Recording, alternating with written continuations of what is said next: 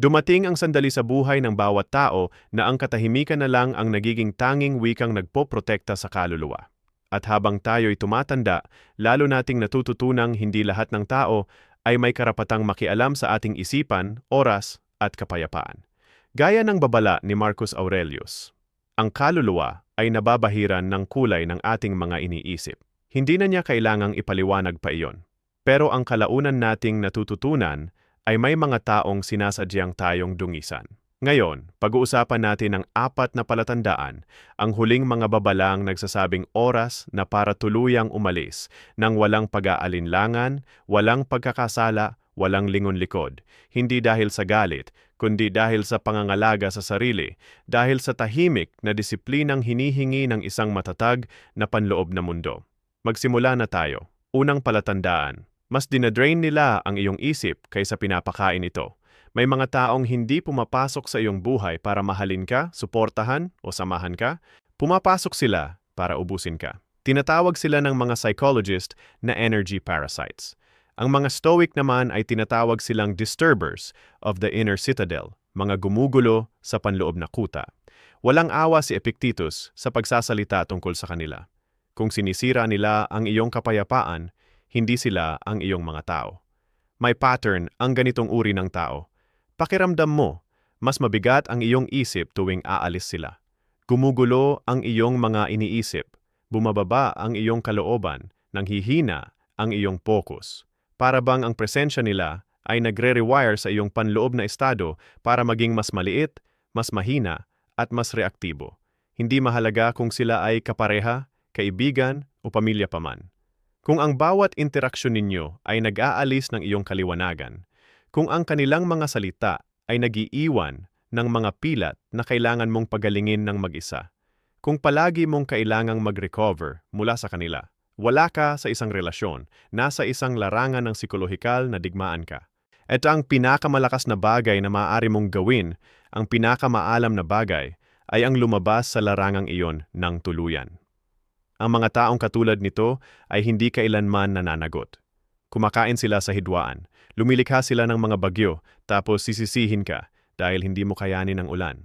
Pero pakinggan mong mabuti, ang isang Stoic ay hindi nananatili kung saan ang kanyang kapayapaan ay laging inaatake. Hindi tayo nakikipagtalo, umalis na lang tayo, hindi tayo nakikiusap, humiwalay tayo, hindi tayo nagpapaliwanag. Pinoprotektahan natin ang ating panloob na mundo ng may parehong kaseryosong paraan ng pagprotekta ng isang sundalo sa kanyang kuta. Kapag paulit-ulit na sinisira ng isang tao ang iyong katatagan, kapag ang kanilang presensya ay naging banta sa iyong emosyonal na disiplina, iyan ang iyong senyales.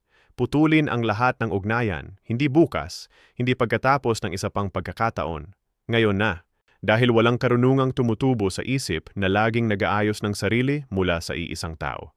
Ikalawang palatandaan, minamanipula nila ang iyong emosyon para kontrolin ang iyong mga desisyon. May mas madilim na uri ng tao. Ang taong hindi kayang panindigan, ang iyong pagsasarili, ang iyong kaliwanagan, ang iyong lakas. Para sa kanila, ang iyong kalmado ay isang banta. Ang iyong kumpiyansa ay isang hamon. Ang iyong mga hangganan ay isang insulto, kaya't gumagamit sila ng emosyonal na manipulasyon, pagsisi, pagpaparamdam ng guilt, silent treatment, pagsira sa likod mo, pag-ikot ng mga kwento, banayad na insulto na nakabalot sa pekeng malasakit, biglaang kabaitan kapag may kailangan, paglaho kapag kailangan mo ng katapatan. Ito ay hindi aksidenteng pag-uugali, ito ay estratehiya. Isinulat ni Seneca, ang tao ay alipin ng sinumang hindi niya kayang punahin. Kapag pinarusahan ka ng isang tao sa pagsasalita ng totoo, pagpapahayag ng iyong pangangailangan, o hindi pagsang-ayon, hindi nila gusto ang koneksyon, gusto nila ang kontrol. Ginagamit ng mga taong ito ang iyong empatiya laban sa iyo. Ang iyong katapatan ay nagiging panggigipit nila. Ang iyong kabaitan ay nagiging sandata nila. At narito ang pinakamatinding katotohanan. Habang mas sinisikap mong makipagdahilan sa kanila, lalo kanilang hinuhukay sa iyong emosyon. Ang isang marunong na tao ay hindi nakikipaglaban sa isang manipulator. Ang isang marunong na tao ay ipinagkakait sa kanila ang access. Hindi tayo nananalo sa pakikipag-ugnayan. Nananalo tayo sa paglaho sa larangan ng digmaan ng tuluyan. Ang pag-alis ay hindi kaduwagan. Ito ay karunungan. Ito ang tinatawag ni Marcus Aurelius na pagpiling hindi masaktan at dahil doon, hindi ka nasaktan. Kapag ang isang tao ay ginawang tanikala ang iyong emosyon, kailangan mong putulin ang koneksyon ng tuluyan, ng walang kontak kung minsan, walang dahan-dahang paglayo, walang magkaibigan na lang tayo. Putulin mo na. Hindi mababangungot ng isang manipulator ang isang pintong ipinako mo na nang mahigpit. Ikatlong palatandaan, kapag unti-unti nilang sinisira ang iyong panloob na mundo. May uri ng tao na ang pinsala ay hindi malakas, ngunit unti-unti. Hindi sumasabog, ngunit nakakaagnas. Hindi nila sinisira ang iyong buhay sa isang dramatikong sandali. Sinisira nila ito ng paisa-isa at ang pinakamasamang bahagi ay madalas nating hindi napapansin ang paghina hanggang sa maramdaman nating gumuguho na ang ating panloob na mundo sa sarili nitong bigat. Ito ang uri ng tao na binabalaan ni Marcus Aurelius nang isulat niya. Ang kaluluwa ay nababahiran ng kulay ng ating mga iniisip. Dahil kung ang isang tao ay laging naglalagay ng kaguluhan sa iyong mga iniisip, unti-unti nilang binabahiran ang iyong kaluluwa ng kulay ng kanilang kaguluhan. Ito ang sandaling dapat nating putulin ng ugnayan. Hindi dahil sa galit, hindi dahil sa paghihigante, kundi dahil sa pangangalaga. Isinulat ng Stoic researcher na si Donald Robertson na ang isa sa pinakamahalagang anyo ng pagpipigil sa sarili ay ang kakayahang bantayan ang mga impresyong pinapapasok natin sa ating isipan. Ibig sabihin, ang mga taong pinapapasok natin sa ating buhay ay hindi neutral. Pinapalakas nila ang ating pagkatao o sinisira ito. At ang pinakadelikadong tao ay hindi ang hayagang nangiinsulto sa iyo, kundi ang tahimik na nagbabago sa iyong panloob na direksyon. Tahimik itong nagsisimula. Isang araw, hindi ka na gaanong nagsasalita ng malaya dahil takot ka sa magiging reaksyon nila. Ibang araw, pinipigilan mo ang iyong saya dahil tinatawanan nila ang nagpapasaya sa iyo. Hindi maglaon, naglalakad ka na sa mga bubog sa isipan, takot na ang anumang hakbang, salita o kalooban mo ay magbunsod ng kanilang pagkabahala. Sa simula, hinahayaan mo na lang. Ginagawan mo ng dahilan ang kanilang pait. Sinasabi mo sa sarili mo na may pinagdadaanan lang sila, na ikaw ay nag-uunawa, na hindi naman ganun kalala. Pero sa loob mo, ang iyong diwa, ang iyong kaliwanagan, ang iyong kakayahang manatiling balanse, nagsisimula ng mabasag. Nagbabala si Epictetus, kapag hindi ka nag-ingat, magiging kasama mo ang isang lobo. Pero ang mga lobo ay hindi laging mukhang lobo. Minsan, mukha silang kaibigan, kapareha, pamilya, katrabaho.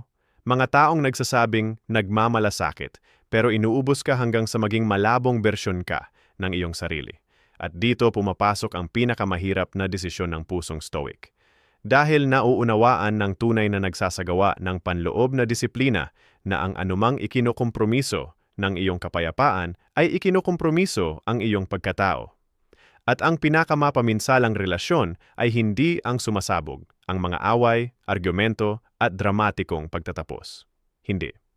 Ang pinakamapaminsalang relasyon ay ang mga dahan-dahang nagpapabago kung sino tayo. Kapag ikinahihiya mo na ang iyong pagiging sensitibo dahil sa isang tao, kapag pinagdudahan mo na ang iyong sariling paghuhusga, kapag nakaramdam ka na ng kababaan, kawalang halaga, hindi kahalagahan, kapag ginawang larangan ng digmaan ng isang tao, ang iyong panloob na kalmado, hindi mo kayang lumago sa tabi ng taong iyon.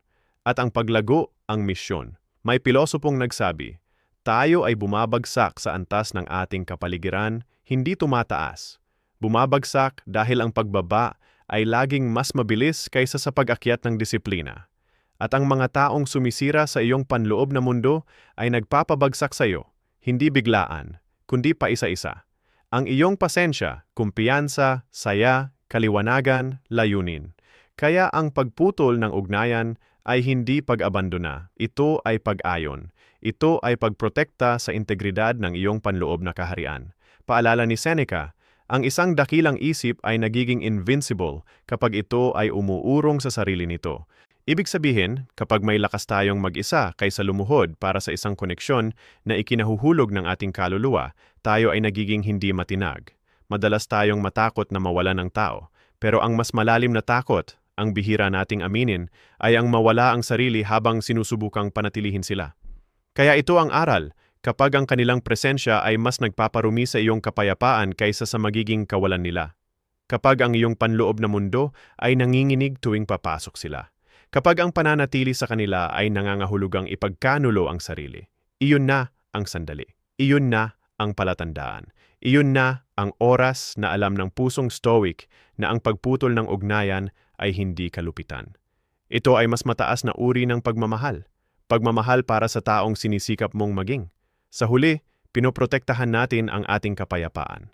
Hindi sa pamamagitan ng paghihiwalay sa ating sarili mula sa sangkatauhan, kundi sa pamamagitan ng pagtangging hayaang hubugin ng kadiliman ng iba ang ating pagkakakilanlan. Dahil iisa lang ang ating panloob na mundo at dapat natin itong ingatan na parang isang bagay na sagrado. Ikaapat na palatandaan, kapag pinipilit ka nilang ipagkanulo ang iyong sariling pagkatao. Dumarating ang sandali sa buhay, hindi malakas, hindi sinehan, hindi nababalot ng drama, na may nararamdaman kang pumapasok sa loob mo na nagsisimulang mabali. Hindi ito dulot ng kaguluhan sa labas, kundi ng mas malalim at mas masakit na hidwaan. Ang unti-unting pagsasakatuparan na may isang tao sa iyong buhay na pumipilit sa iyo, na talikuran ang taong dapat mong maging. Ito ang isa sa pinakamalalim na palatandaan na kailangan mong putulin ang lahat ng ugnayan. Para sa atin na nagsusumikap para sa panloob na disiplina at pagmamay-ari sa sarili, ang ating pagkatao, ang ating kompas. Ang ating moral na kodigo, ang ating emosyonal na kaliwanagan, ang ating kakayahang manatiling grounded, hindi ito mga dekorasyon. Ito ang ating baluti at pagkakakilanlan. Pero may mga taong ginagawang imposibleng panindigan ang pagkakakilanlang iyon. Hindi dahil direktang inaatake tayo, kundi dahil tahimik nilang tayong inilalagay sa posisyong ipagkanulo ang ating sarili.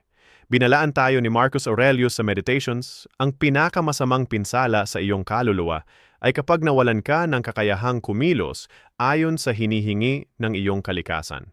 Hindi siya nagsasalita tungkol sa matinding pangyayari. Nagsasalita siya tungkol sa tahimik, araw-araw na katiwalian.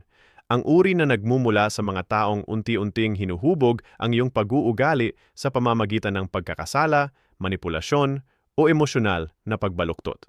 Ito ang mga taong ang presensya ay humihiling na maging mas maliit tayo, mas tahimik, mas galit, mas defensive, isang taong hindi na natin kilala. At ang trahedya ay ang pagbabagong ito ay sobrang unti-unti na madalas hindi natin ito napapansin hanggang sa huli na. Isinulat ng Stoic scholar na si William Irvine na para mamuhay ng tahimik, dapat mong protektahan ang arkitektura ng iyong isipan. Pero ang ilang mga tao, walang malay, walang kamalay-malay, minsan kahit walang masamang hangarin, ay nagsisimulang gibain ang arkitekturang iyon, block bawat block. Ang kanilang mga inaasahan ay dumudurog sa iyong pagiging totoo. Ang kanilang paghuhusga ay lumalason sa iyong kagalakan. Ang kanilang kaguluhan ay pumipilit sa iyo sa mga papel na hindi mo gustong gampanan. Ang kanilang kawalang tatag ay nagiging dahilan para maging reaktibo ka sa halip na maging mapagnilay. At sa paglipas ng panahon, nagiging version ka ng iyong sarili na hindi matatag, defensive, bigo o manhid. Ito ang panloob na alarma na hindi binabalewala ng isang stoic. Dahil nauunawaan ng tunay na nagsasagawa ng pagmamay-ari sa sarili na ang pinakamahalagang larangan ng digmaan ay ang nasa loob. Kapag ang impluwensya ng isang tao ay pumipilit sa iyo na kumilos laban sa iyong mga prinsipyo, kapag ang kanilang presensya ay humihila sa iyo palayo sa iyong pinakamalalim na halaga, ang iyong kaluluwa ay nakakaranas ng isang uri ng moral na pagkasakal. Sabi ni Epictetus, kapag isinuko mo ang iyong integridad, ano pa ba ang maiiwan mong ipagtanggol? At iyon ang sentro. Iyon ang sandali ng katotohanan. Dahil ang bawat relasyon, bawat koneksyon, bawat bigkis sa ating buhay ay may isang nakatagong tanong na nakahabi rito. Sino ang dapat kong maging upang manatiling konektado sa iyo? Kung ang sagot ay nangangailangan na lunukin mo ang iyong katotohanan, kung ang sagot ay hinihiling na patahimikin mo ang iyong boses, kung ang sagot ay pumipilit sa iyo sa pagkakasala, takot, emosyonal na pagbabago-bago, o isang buhay ng patuloy na paghingi ng tawad, wala ka sa isang relasyon. Nasa isang psikolohikal na kulungan ka.